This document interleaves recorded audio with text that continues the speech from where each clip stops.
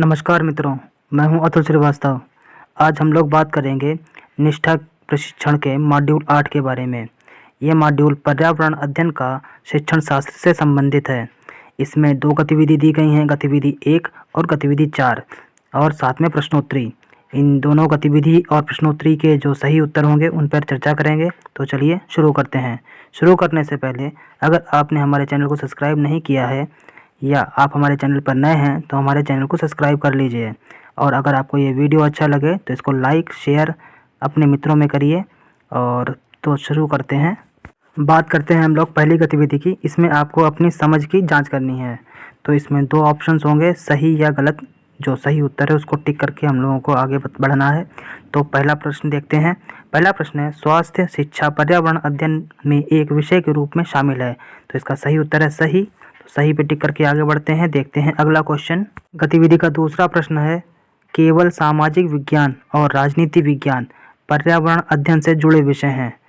इसके 2 ऑप्शंस में से इसका सही आंसर है गलत। तो गलत पर टिक करके हम लोग आगे बढ़ते हैं।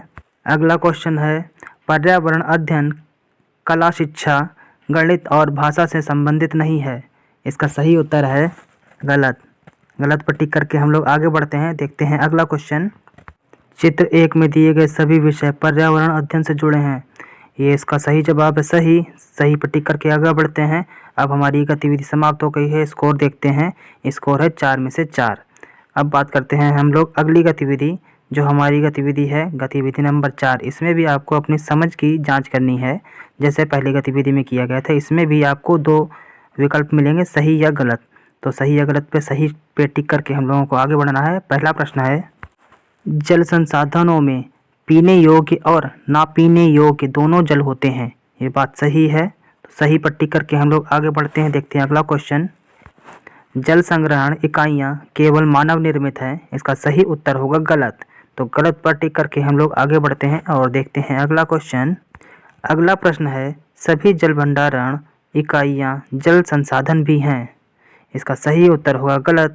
तो गलत पर टिक करके हम लोग आगे बढ़ते हैं। देखते हैं अगला क्वेश्चन। अगला क्वेश्चन है, जल संसाधन प्राकृतिक और मानव निर्मित दोनों हैं। इसका सही उत्तर होगा सही। तो सही पर टिक करके हम लोग बढ़ते हैं अगले क्वेश्चन पे। और अगला क्वेश्चन है, सभी जल संसाधन जल भंडारण इकाइयाँ हैं। इसका सही उत्तर होगा सही। तो सही पर टिक करके हम लोग आगे बढ़ेंगे और हमारी ये प्रश्नोत्तरी समाप्त हो गई। देखते हैं कितने हम लोगों को अंक मिले हैं। अगर जो मैंने आपको क्वेश्चन के उत्तर बताए हैं इस पर टिक करेंगे तो आपको मिलेंगे 5 में से 5 नंबर। देखिए स्कोर आपके सामने है। तो अब बात करते हैं हम लोग प्रश्नोत्तरी की, जो कि बहुत ही महत्वपूर्ण है। तो प्रश्नोत्तरी पर शुरुआत करते हैं। प्रश्नोत्तरी का पहला प्रश्न है, कक्षा 1 और 2 में पर्यावरण अध्ययन है। इसका सही उत्तर होगा भाषा और गणित के साथ पढ़ाया जाता है। तो इस पर टिक करके हम लोग आगे बढ़ते हैं और देखते हैं अगला दूसरा क्वेश्चन। दूसरा क्वेश्चन है, प्राथमिक स्तर पर पर्यावरण अध्ययन के सीखने के उद्देश्य में शामिल नहीं किया जाता है।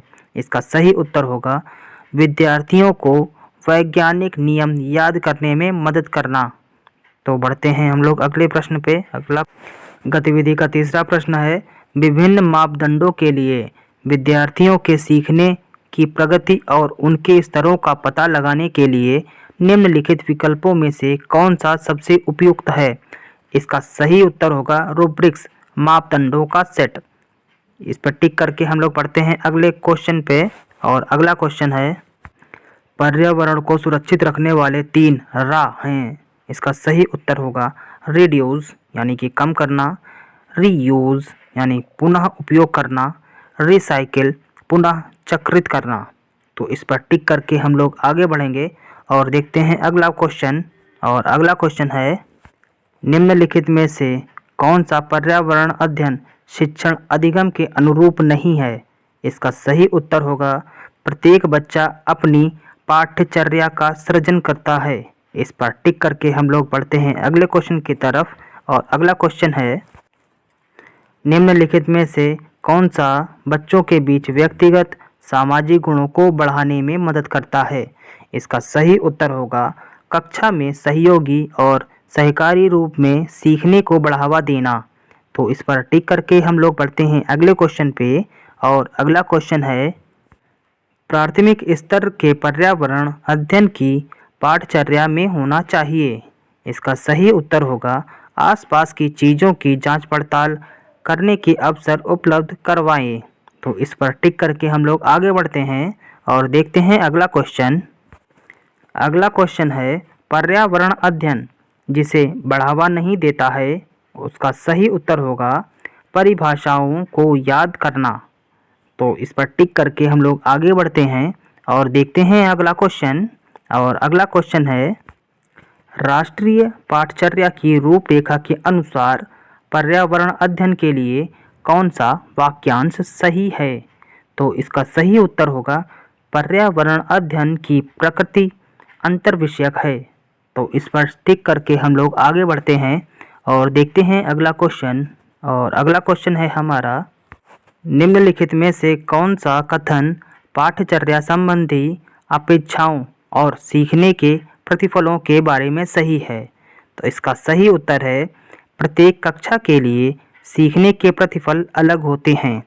तो हमारा ये प्रश्नोत्तरी समाप्त हो गई और देखते हैं हम लोग अब अपना स्कोर कितना है। तो स्कोर है हमारा 10 में से 10। आप भी जो हमने आपको क्वेश्चन बताए हैं इनके उत्तर को यही लिखेंगे जैसा कि हमने टिक किया है, तो आपके भी प्रश्नोत्तरी में 10 में 10 आएंगे। तो उम्मीद करते हैं ये वीडियो आपको पसंद आया होगा।